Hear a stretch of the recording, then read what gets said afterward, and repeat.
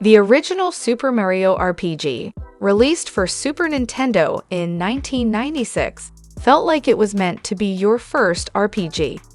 In an era when Final Fantasy tried its best to tell mature stories within the medium's limitations, and Dragon Quest demanded hours and hours of your time, Mario's adventure felt much brighter and more manageable.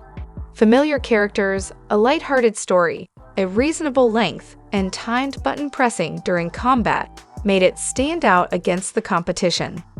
Revisiting the game more than 25 years later in this new remade shape shows the original formula did not need much tweaking to deliver an engaging and enjoyable journey.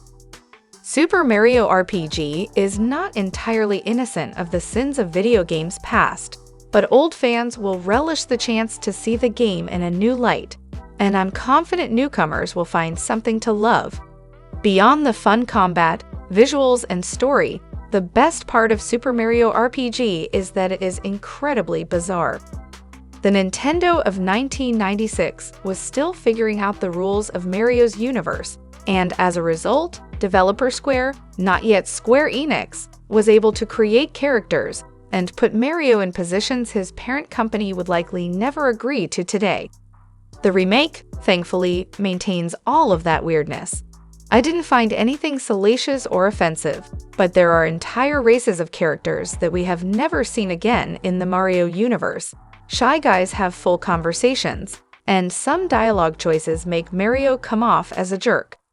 In one scene, a party member has to hold Mario back from punching a child toad who casually insulted him.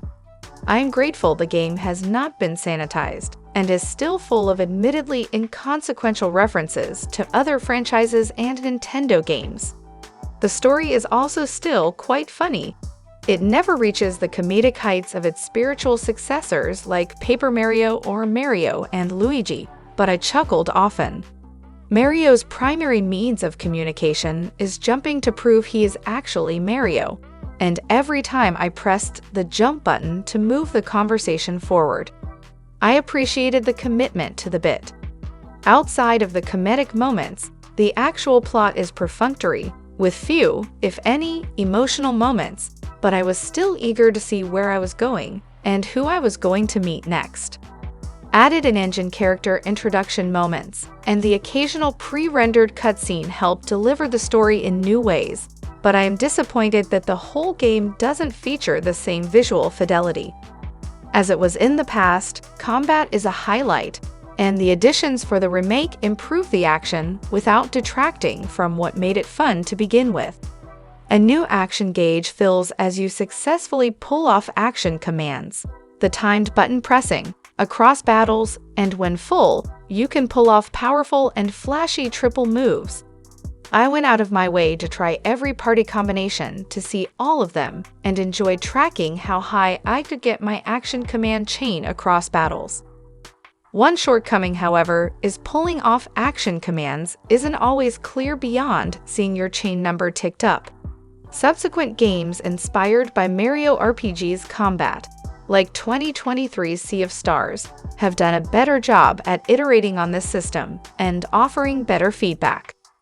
Much of what has changed about Super Mario RPG for the remake beyond the visuals is behind the scenes. The pace is brisker, and my hour count, even after beating the big optional boss, came in lower than the average playtime of the original. The game has been tweaked only slightly to add some new mechanics and make the adventure even more welcoming than it already was. The result is an experience that only shows its age slightly and rewards longtime fans and newcomers alike.